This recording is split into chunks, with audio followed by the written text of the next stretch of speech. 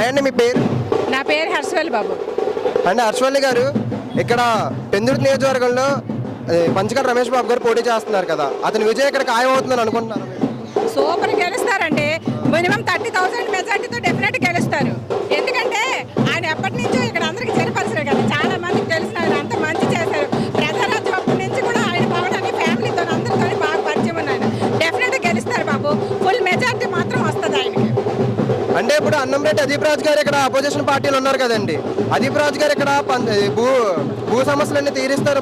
గ్రామాలు ఉన్నాయి, చాలా గ్రామాలు భూ సమస్యలు తీరుస్తానని చెప్పి అతను మాట ఇచ్చారు కదా, అది నెరవేర్చలేదు. ఇప్పుడు పంచకర్ల రమేష్ బాబు గారు వస్తే ఒక భూ సమస్యలు తీరుస్తారని మీరు ఏమంటారు? పంచకర్ల రమేష్ బాబు గారు డెఫినెట్ గా కాదండి, పేదవాళ్ళకి న్యాయం చేయడానికే పవన్ అని పార్టీలోనే అందరూ పనిచేస్తారండి. డెఫినెట్ గా పేదవాళ్ళ భూముల కోసం కానీ వాళ్ళకున్న సమస్యల కోసం కానీ డెఫినెట్ గా పంచకర్ల బాబు గారు పనిచేస్తారు అనుకుంటున్నానండి.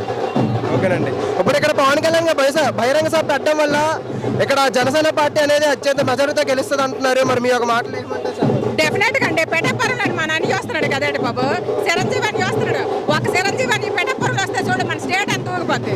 అలా డెఫినెట్ గా ఊగుతుంది. ఎందుకంటే పవన్ అని ఒక్కడు వస్తేనే ప్రపంచము, చిరంజీవి అని వస్తే మా స్టేట్ ఎంతగా మారిపోతుంది. చూడు, ఒక 5వ తారీఖు వరకు ఆగు, 5వ తారీఖు వరకు పూర్తి మారిపోతుంది. మన గ్రాఫ్ పెరిగిపోతుంది కదా, చూద్దు అప్పుడు నువ్వు.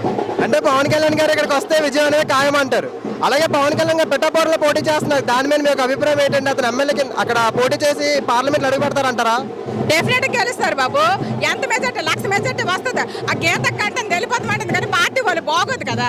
ఎప్పటి నుంచి ఉన్నావు అక్కడ, నువ్వు వెళ్ళిపోదు మన పార్టీ పరిపోద్దని ఉంచారు. ఎప్పటి నుంచి గీతకి వెళ్ళిపోతామని చూస్తుంది.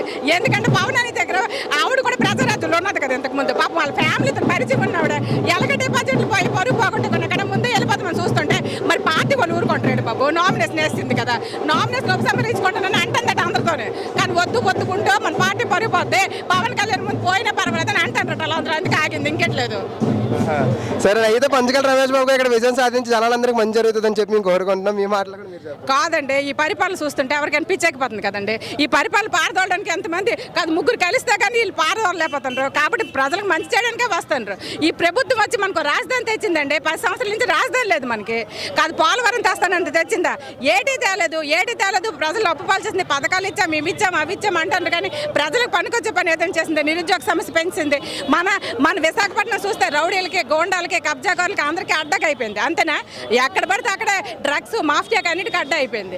కాబట్టి ఇవన్నీ మార్పు తేయడానికే వీళ్ళందరూ ప్రయత్నిస్తారు. ఎంతమంది 3 కూటమి కలిస్తే కానీ కాదు నరకాసుల్ని, మైసాసుల్ని మర్దించడానికి ఈ కూటమంది పనిచేస్తాను కానీ మన పార్టీ గెలిచేటట్లేదు. అందుకని పవన్ అని తక్కువ సీట్లు ఇచ్చిన పవన్ అని ఎందుకు బాబు ఒప్పుకున్నాడు? ఎక్కడ తగ్గాలని తెలిసినోడే నెగ్గుతాడు ఎప్పుడైనా సరే. చూడండి ఎక్కడ తగ్గాడు. కాదు బాబు, మనకి 21 సీట్లు లేడు బాబు, మరీ ఘోరం. కాకపోతే ఒక టైంలో మన ప్రబంధం మెలగుంది. ఆ ప్రబంధం చూసుకుంటే మనకి మినిమం 40-60 సీట్లు ఇవ్వాలి. అంతేనా? అన్ని సీట్లు ఇవ్వాల్సినవి 21 సీట్లు కూడా ఒప్పుకొని 3 పార్టీలు కలిసి ఎంతమంది కలిస్తే కానీ మన రాష్ట్రంలో మన పరిపాలన అవ్వదు. మనం చీల్చడానికి ట్రై చేస్తున్నారని ఆయన పాపం తగ్గాడు. కాబట్టి ఎక్కడ తగ్గాడో తెలిసినాడు నెగ్గుతాడు డెఫినెట్గా. మన ప్రబంధం ఏంటో చూపెడతారు. ఒకని వచ్చాడు, ఒకని వస్తే నిలగూపుంది, రెండని పెద్దని దిగుతాడు చూడండి. అప్పుడు అసలు సంఘ సూత్రు కానీ స్టేట్ మొత్తం కదులుతా చూడండి. అప్పుడు కాదు అన్నయ్య మజాక ఏటే 5వ తరగతి తర్వాత ఆగండి, మన గ్రాఫ్ ఎలా పెరుగుతుంది సూత్రు కానీ. గాడ్ ఫాదర్ దిగుతున్నాడు రంగంలోకి, తగ్గేదే లేదు అసలు. చిరంజీవి గారు రావడం వల్ల ప్రచారం పెరిగితే జనాలందరిలో మార్పు వస్తుంది. మార్పు వచ్చి ప్రచారం పెరిగి గాడ్ ఫాదర్ అడుగు పెట్టాడంటే భూమి దద్దరిల్లిపోవాల్సిందే. పవన్ కళ్యాణ్ కొండంత ధైర్యం వచ్చినట్టే.